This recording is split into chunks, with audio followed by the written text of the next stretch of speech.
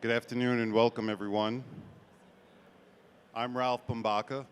I'm New York City Market President for TD Bank, and I welcome you here to today's presentation. This is kind of a really cool space. At one moment, it could be a basketball center or housing this wonderful exhibit that we're here today. So thrilled to be part of this. I have some prepared notes that I'd like to share. And I wanted to welcome you all here to the conversation. So thank you for joining us today for this special event as part of TD's support for Northern New York. I heard it was an incredible event in Miami. I missed that, but I heard it was a beautiful time and a wonderful curated session celebrating Curated Spotlight. And I do recall my time in Miami in the Wynwood community, such a vibrant community in the art world. And today I'm excited that we get to bring this incredible works of art of 5 artists curated by Kendra Jayne Patrick here today to New York. At TD, we know the important role and impact our institution has in our communities. We believe we have a responsibility to give back, and to do that by bringing our business, our philanthropic, and our human capital as levers for that focus and impact. I'm joined today by my colleague, Akash Mahajan. He is our Senior Giving Officer at the TD Foundation for us here in New York. At TD Foundation, our framework is the TD Ready Commitment, the bank's global corporate citizenship platform that guides our community work and targets communities giving across 4 key drivers and targets: financial security, a vibrant, sustainable planet, better, equitable health, and connected communities that help open the doors for a more diverse and inclusive and sustainable tomorrow.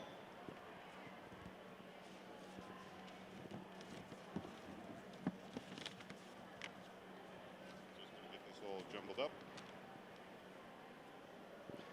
Art and culture are a critical component of that last driver, connected communities. We know that when people are included and empowered to participate in their community, good things happen. And supporting organizations like NADA and events like this are just a few of many ways we can help create more opportunities for people to participate in and feel connected in their communities.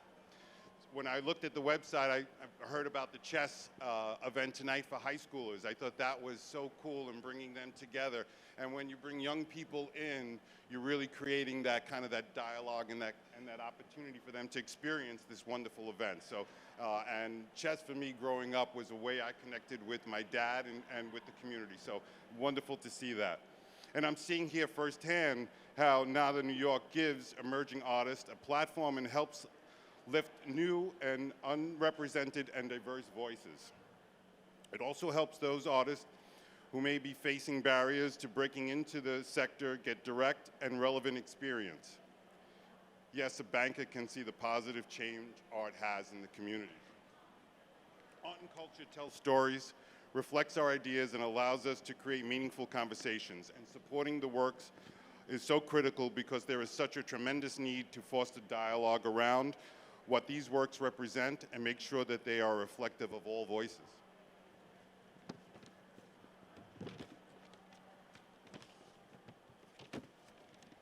I am proud of TD's support of organizations connecting people through arts and culture, and also proud of the bank's approach to bringing art to our customers, our colleagues, and our communities that we serve.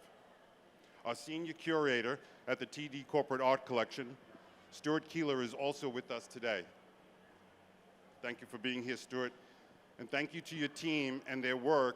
The bank has amplified voices and connected communities by engaging local artists throughout our communities to bring their work through our branches, our offices, through our own art collection, amplifying voices.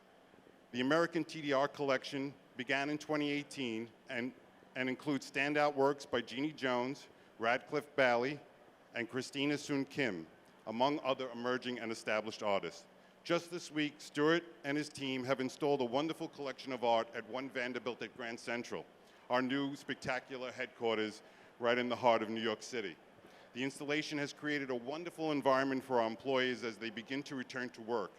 We are strategic in our approach to ensure our colleagues recognize and uplift artists from diverse backgrounds. We believe we can help make a more inclusive and sustainable future by telling the stories of artists and helping share their experiences. Again, thank you so much, and I'm enjoying the conversation today. And with that, Kendra, I turn it over to you.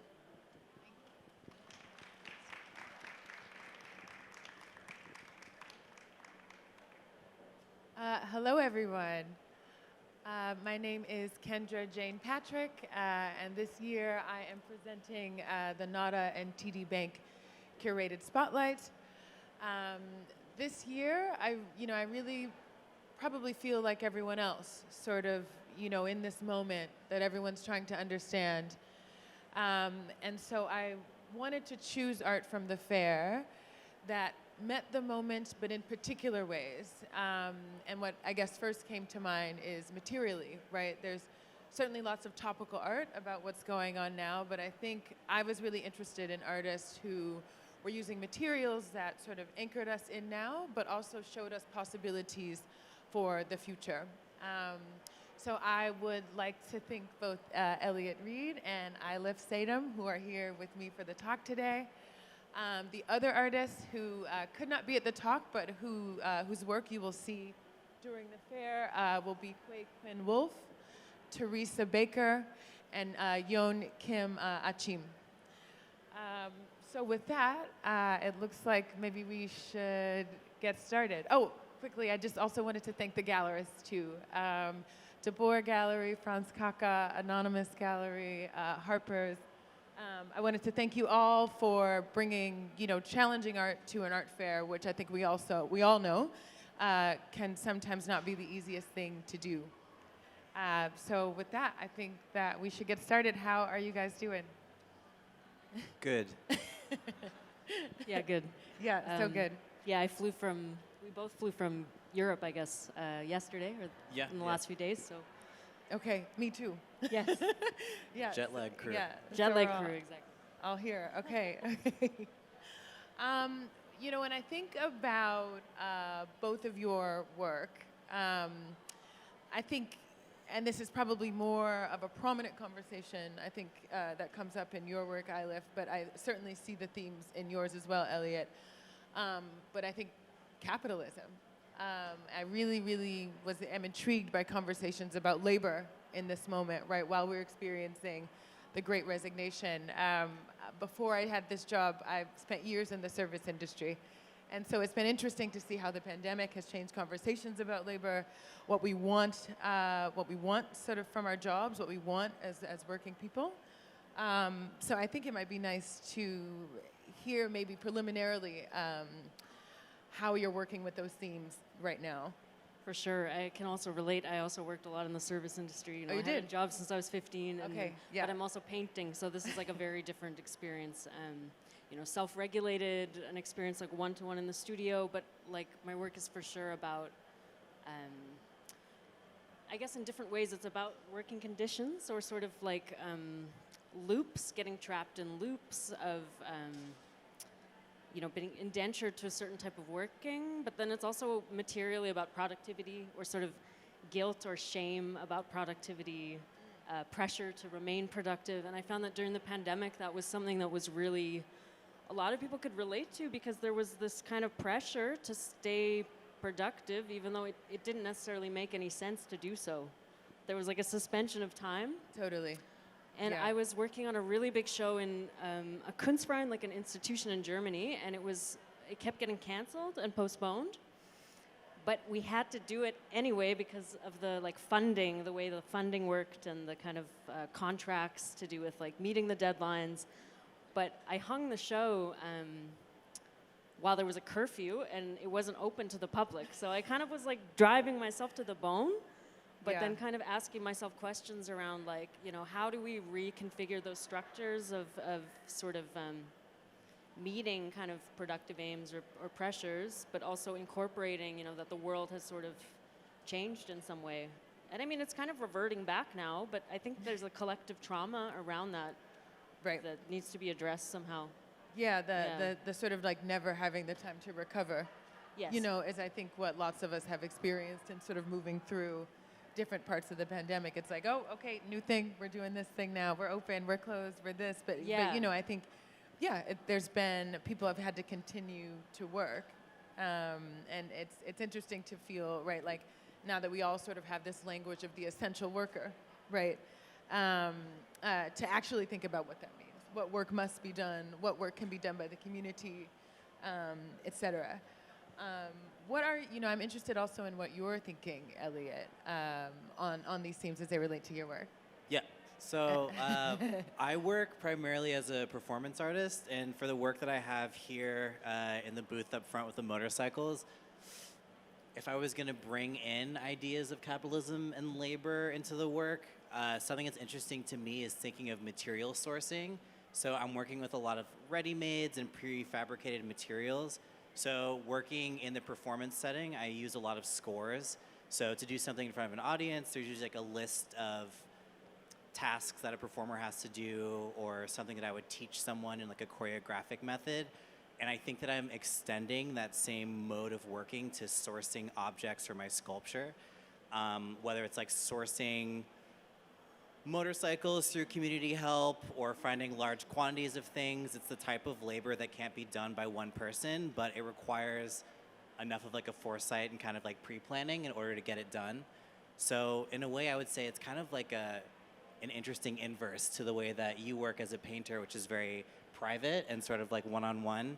My ideas still come from a very personal place because I spend a lot of time in the studio, but if I want to produce at this scale, there's a lot of collaboration involved because it's just simply not possible for me to do by myself.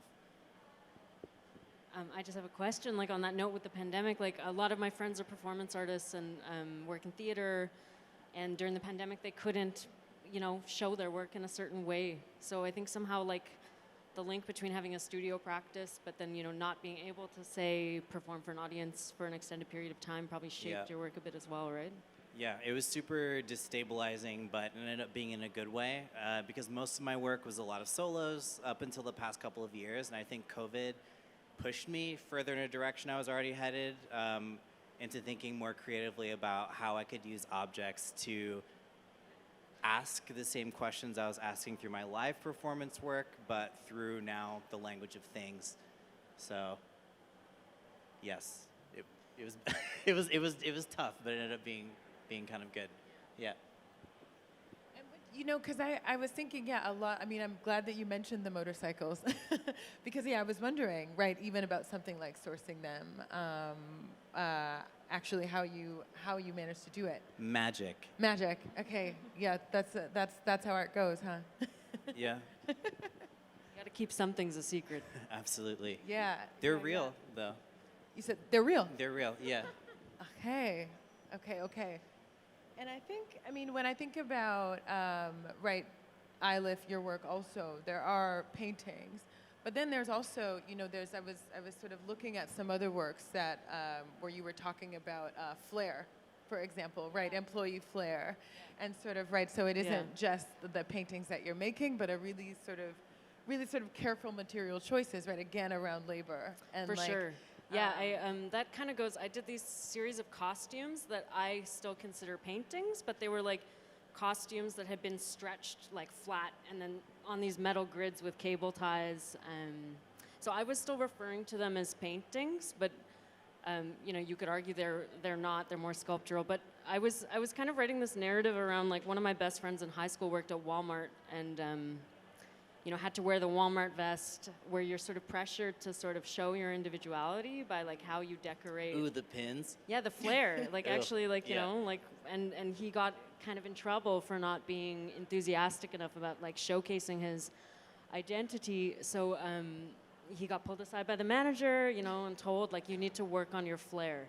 And I remember this was like, especially at a time right now where there's such a specific focus on individuation, like that's been absorbed into capitalism, like, and I think about that a lot as someone who's trans and queer, and how that's kind of something that it kind of gets marketed in a certain way that you should always be showing how you're an individual, but that's been sort of this mass-produced sort of sense of identification, and how there's kind of complications within that it kind of disrupts any sort of solidarity people can have, because then they become focused on, their expressing of their individual position, Yeah. how that's kind of showing in aesthetics. And so that's something I definitely thought about. And I used to work like doing kind of, random jobs, like picking daffodils or, this kind of where you get paid like nothing and you show up at 5 a.m. at a bus stop. And so I kind of, writing fiction is like a big part of my work where I kind of write a narrative. Yeah, these are the costumes I was talking about. So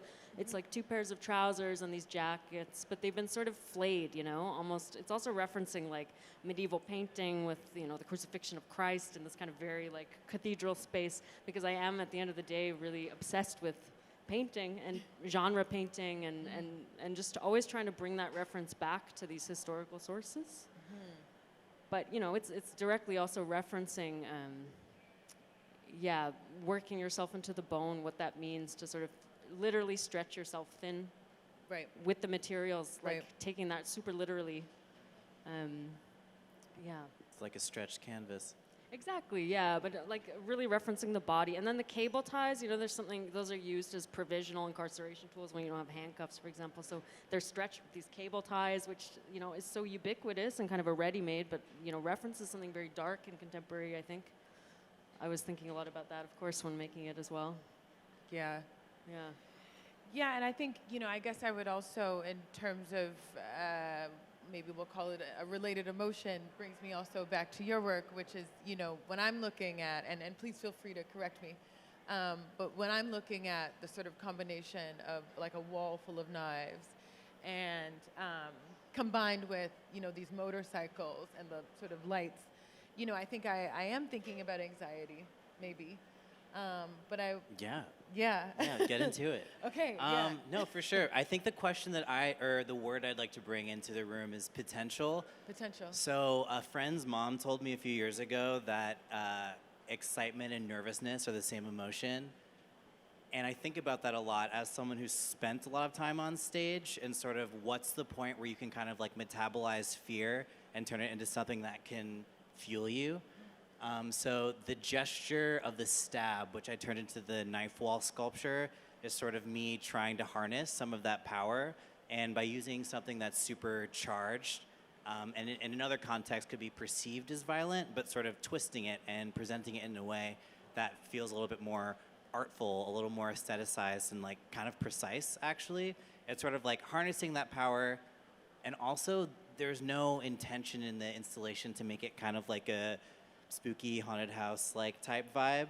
I'm really sort of trying to work with care with these materials and sort of understand that the power or sort of the potential negativity isn't directed out towards the viewer, but is something that's actually been like manipulated and worked with as a material, as a performed object, which is again tying back into my research as a performance artist, where now I'm not using my body but using things. So anxiety can be there, but I also think that maybe it doesn't have to be so bad. It doesn't have to be totally soul-crushing.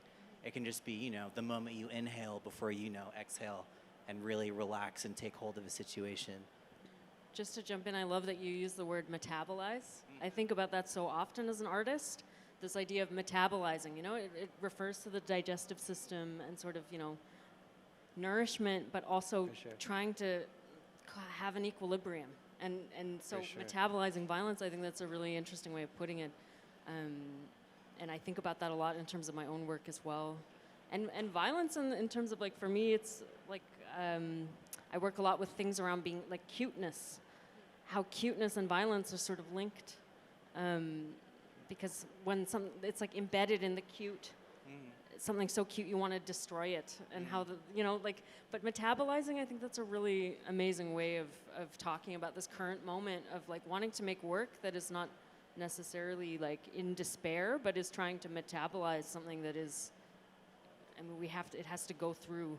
Yeah, emotion is power. All stimulus is power too. And if you think of like metabolization, but also like stamina too is what I really like to use. It's like you have to kind of like push your heart before it gets stronger.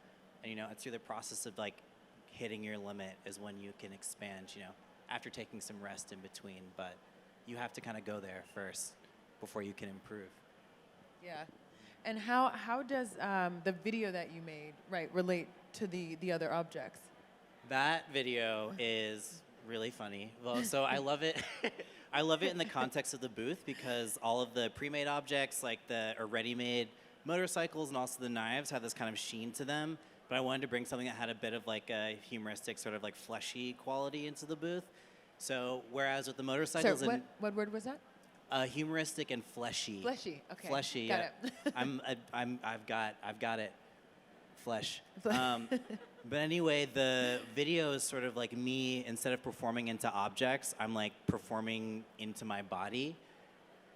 So if you think of like a performance artist as like working with their body to create something, I'm kind of turning that energy back on myself and almost treating my face like a painting in a way. So the gesture of me pushing my skin around is sort of a way of me investigating the material of my visage, like my image, I guess. And it's an impossible task, but the question is sort of like, what would happen if I could like move something like a painter can move paint on a canvas?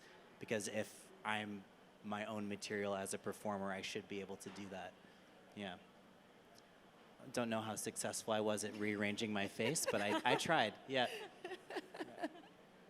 Okay. Yeah. I mean, that's really exciting to hear. And while you were talking, I was thinking, it's true, right? There is excitement and anxiety can be two sides of the same coin, and it's also right how we are surviving this moment, right? Is sort of having to deal with or to rest in, right? Rather rest in, get comfortable with, get familiar with the unknown, right? That we don't know what's next. It's hard to say.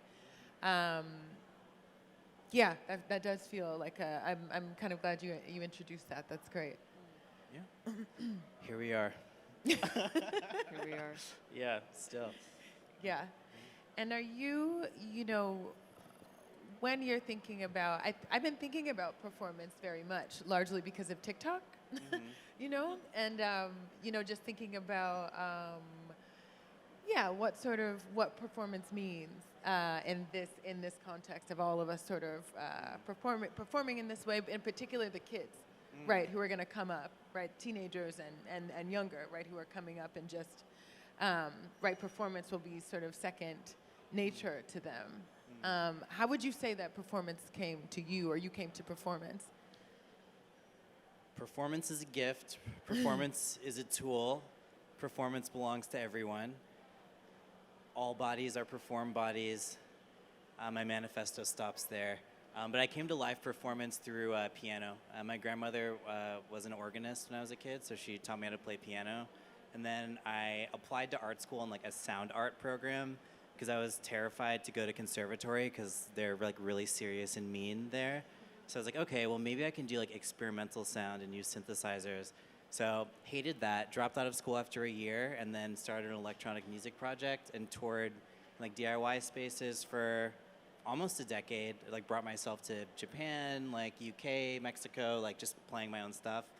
But slowly over time, I reached a limitation with what I felt I could do with music and started pushing away from instruments and centering my body and liveness in the equation.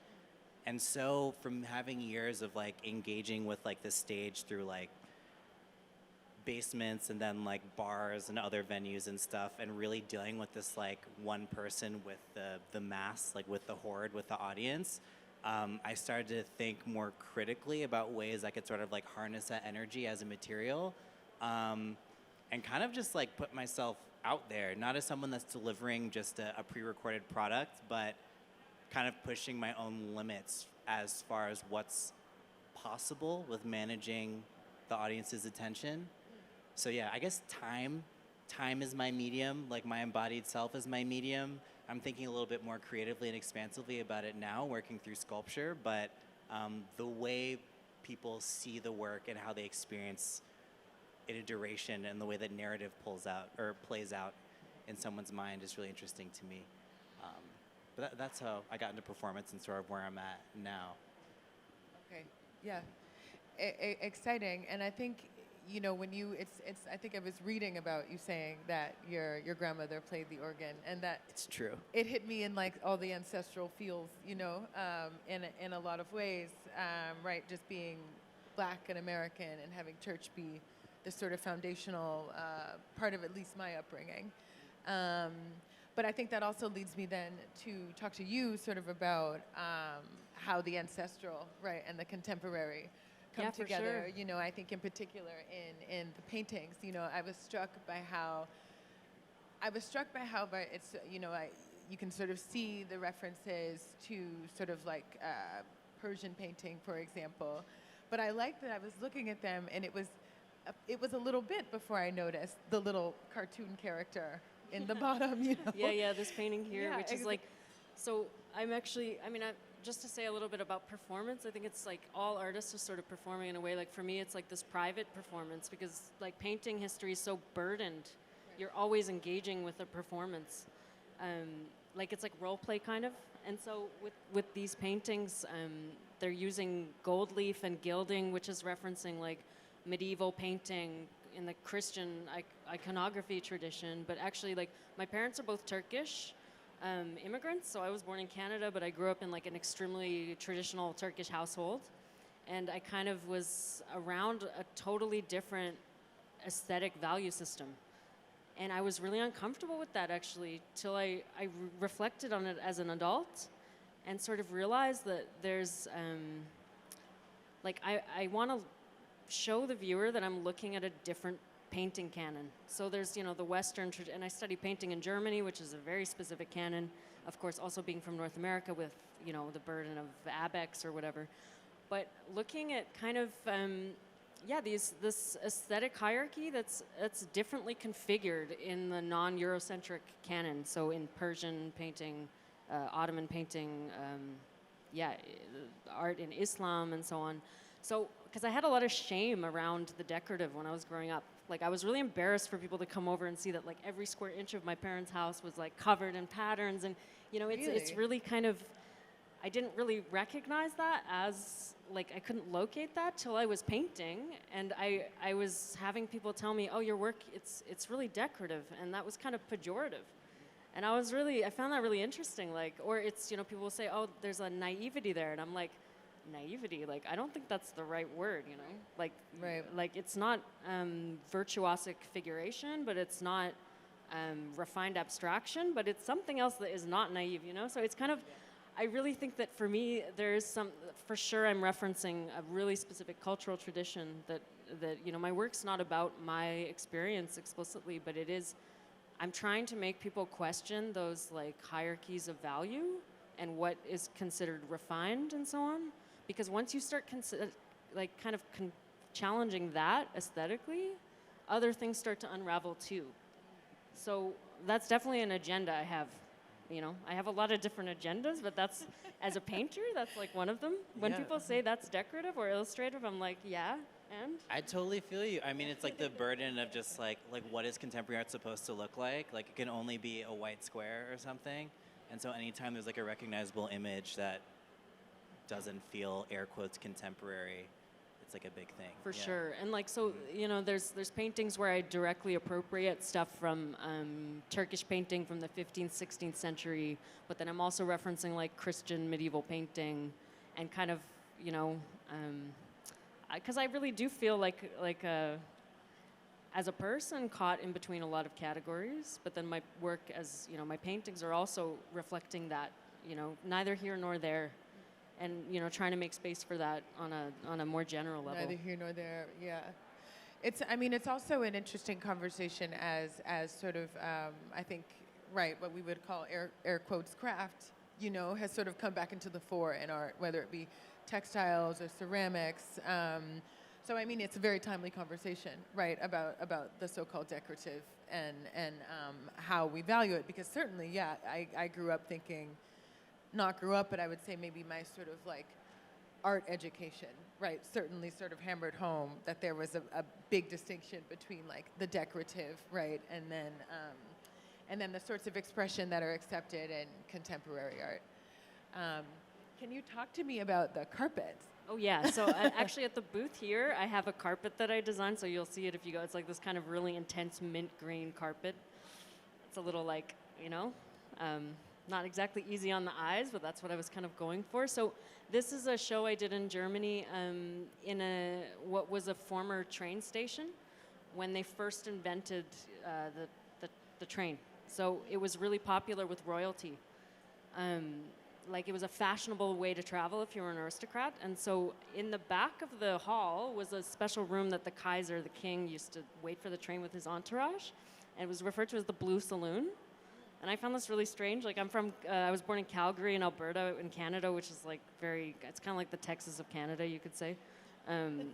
I really was obsessed with the rodeo when I was a kid, and my parents as Turkish immigrants were like really not into it. You know, I was begging them to take me to the rodeo. And I just thought this Blue Saloon was a really funny name for this really elevated aristocratic space. And so I wanted to make something really trashy, like referencing like casino carpets or hotel lobby carpets. Just as like a slight intervention to show paintings. So I was looking at a lot of carpets in Las Vegas, in, you know, kind of the older part of Vegas, like Circus, these kind of really... Yeah. And the carpets kind of absorb all the energy of everybody who's chain smoking there and kind of... And I was also kind of, part of my work is about labor, but it's also about gambling or sort of aspirations of the good life, this false promise of being able to sort of like strike it lucky, which I think keeps us going in a problematic way. So I was referencing, these kind of like dark rooms where you kind of, the slot machines are, and to sort of flip what the history of this room, which was kind of reserved for the upper echelon of society in the turn of the century. And so, I made this very tacky carpet that is, it has this little star, is actually from like the trashiest casino in Berlin. That's always closed, and it has this kind of like star cartoon on the sign. Really? And it's part of my interest in kind of how cartoons or drawing is sort of incorporated into urban spaces to sort of like infantilize adults, to sort of be drawn to something. So, you know, like this little creepy little star that's like, maybe you'll get lucky, but it's really like serves to infantilize the adult viewer into like a vulnerable state of consumption, kind of. So it's a mascot for kind of being like burnt out. So, so the artist can relate, you know, the worker can relate. I think it's kind of, I'm trying to make jokes always though. Like I think it's important to be funny. Yeah. Yes. Yeah. For sure. No, that was just like a Do you find yourself drawn to a particular kind of cartoon imagery? I think it is like things that when we're talking about this cuteness and violence, like I think it's particularly aesthetics or cartoons that are targeted towards vulnerable adults. I think that's particularly interesting, and you find that a lot in marketing, like a kind of outdated version of, it's not necessarily so contemporary, but you know, even like looking over people's shoulder on the train, people playing Candy Crush, and sort of how that is also a similar psychology of trying to kind of trigger things within childhood that make you sort of want something. And that's also why I use gold in my paintings. It's kind of a gimmick on purpose, and to also create a tension between the material value of something and the kind of trashiness of the object itself. So the works that I have in the booth here are kind of using 23-karat gold leaf, but also cigarette papers and chocolate foils from like the dollar store, and just trying to make that tension really explicit and materially embedded in the work. Yeah. I'm wondering actually if we can pull up a work by Teresa Baker. I think it's a good sort of juncture on materiality to sort of just show the audience. This is so there's 3 other artists who are part of the curated section who couldn't be here for the talk, but nonetheless, you know, their work, you know, does fit into these certain to these themes in this way, and I think this is a good juncture to find her. Every time I hear the word material, I just keep hearing Saucy Santana in my head. Like, I mean, that's the best voice to possibly hear the word material. Yeah. It's really hard to keep it together, but yeah. Yeah, I mean, Teresa Baker, you know, I think on materially what makes her work so special to me is, you know, I'm really intrigued by her use of AstroTurf. It's, you know, she sort of makes work that I think in certain ways references her, you know, her sort of upbringing on the northern plains. She's from North Dakota. Her heritage is Indigenous American, and I find that in particular it's the use. Here we go. Yeah, of the AstroTurf, yarn, bead, some other works. There's buffalo sinew. But I think it's a really thoughtful way, again, on material and placement. I think it's a really thoughtful way around abstraction. I also, I have to say that one of the reasons I find the AstroTurf so striking, right, is because I think it's a razor sharp, but also extremely subtle sort of conversation about land, right? And land, right, if you're a person who's Indigenous American and your experience, right, of sort of what the settlers or colonizers have done to it. So I think I really appreciate the way she sort of brings old and new together. But the AstroTurf to me is just, it's razor sharp. Yeah, totally. Yeah. I think it's really I was going to talk about blue. Like, I've been thinking a lot about indigo lately, and like specifically, I know this is like synthetic, but a lot of the symbol, like the color symbol of like the European Union, the blue in the United States flag, the blue in the French flag is made traditionally from indigo, which is something that's imported from a lot of countries that were involved in the transatlantic slave trade. Right. And I think that there's a really interesting connection in the way that I think artists can work with this color. And what you were saying about this person's history, because I wasn't familiar with it before, but how the symbol of nationhood is kind of like linked to colonialism and the slave trade, because you wouldn't have the physical material to make the color that's the emblem of the nation without slavery or like the legacy of slavery. Yeah. I think that's a really important point about the color blue. As a matter of fact, I was speaking with an artist last week about sort of the African American experience of the ocean, right? Which is blue, right? Which is why I'm bringing it up. But I think that I'm seeing that as sort of connected to sort of what you were saying about how to relate to this color, especially right if from the perspective of the person doing the labor. Is there another sort of image that we have from Teresa, maybe? Yeah, I think this is another great example. I think there's also really subtle references here that feel important to exactly what you're saying, sort of the way we might draw up a nation, the way we might sort of like divide, right, put somebody here and somebody there, decide this territory, and whether we're talking about, right, whether we are talking about the sort of Native American experience, or the indigenous American experience of the settlers, or gerrymandering, right? It sort of remains sort of an important way of sort of quartering off the world. I'm getting the sign to start the Q&A. So I'm wondering if anybody has any questions up to now.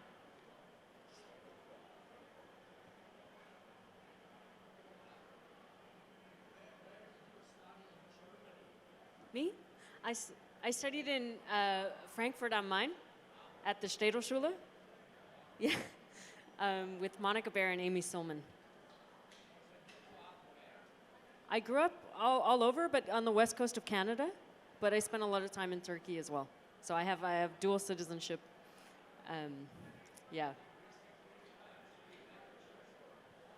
Well, the German is coming slowly. You know, it's not the easiest language, I have to say. Ja, es ist ein bisschen schlecht, aber es geht.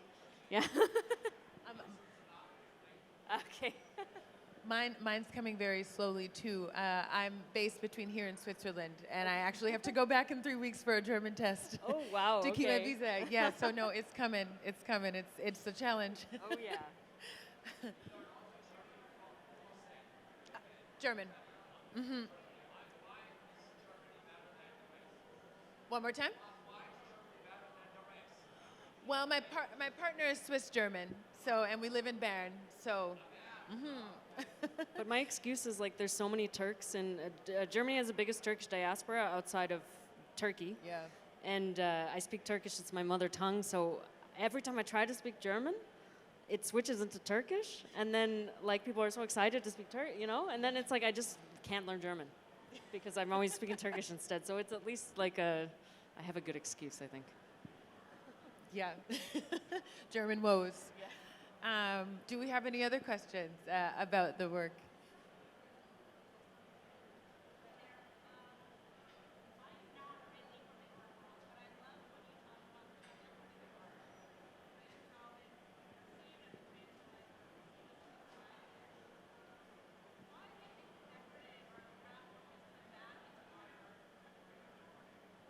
I mean, I think there's a lot of reasons. I think because people are sort of questioning this idea of like certain, supremacies of like within, and that also reflects in art. Like, sort of, we're told that something is of more value or more legitimate, and then there's a lot of discourse around questioning that.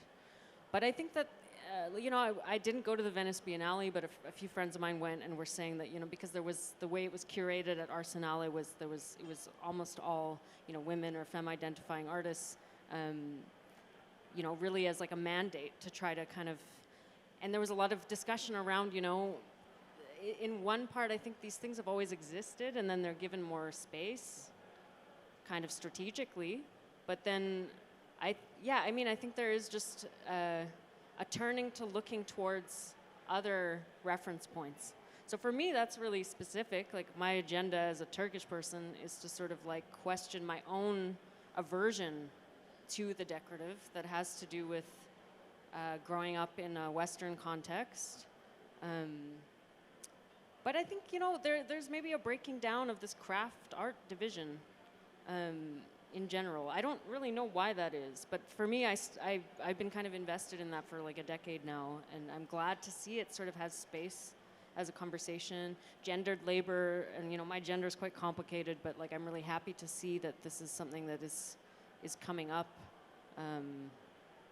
as a more mainstream conversation.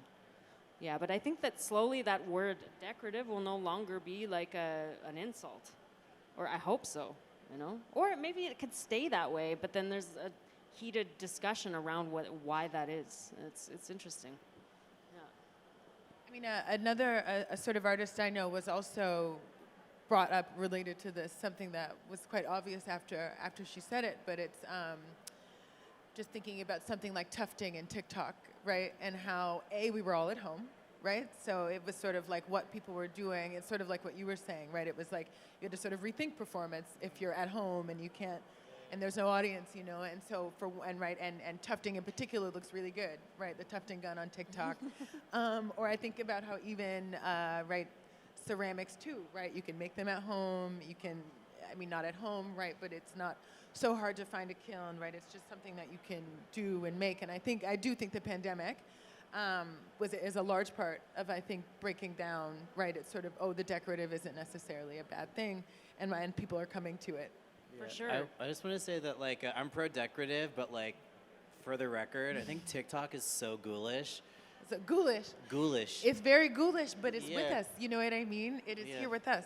Okay, yeah. I just in case, yeah. Anyone? No, in my opinion, yeah. I think it's there's a lot of potential to like think about performance there, and I think it's good for like a performance, but it's spooky. That they just look at the way that your eyes move on your phone and just like send you stuff. Yeah, it's not right. And my algorithm is really wrong. It's sending me the weirdest. I know. They were sending me a bunch of videos of people who looked like me. Like people with my similar complexion that wore glasses, and I deleted the app that very day, and I haven't been back since. Yeah.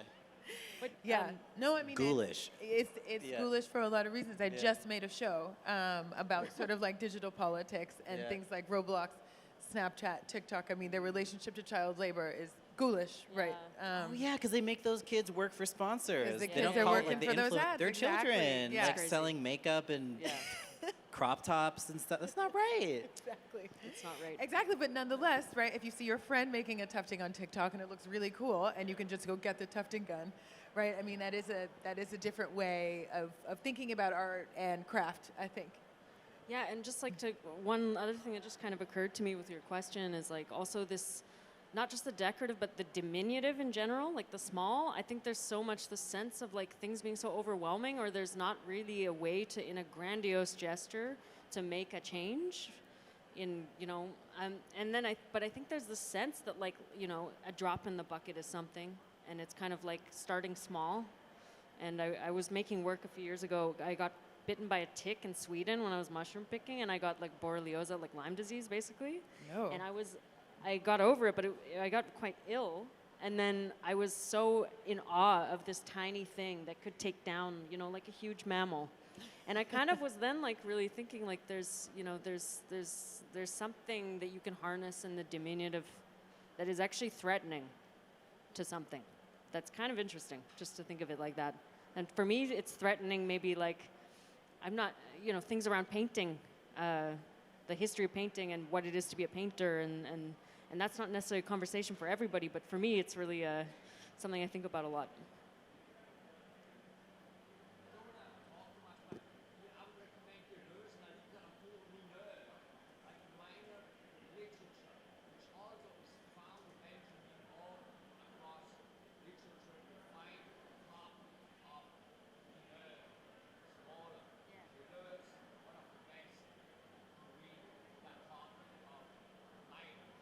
Yeah, and Georges Bataille talks about, you know, the Marxism not being as like the super ego that, you know, comes from above, but the moles, like, you know, the kind of malwurfs in the ground. And I was thinking a lot about that too.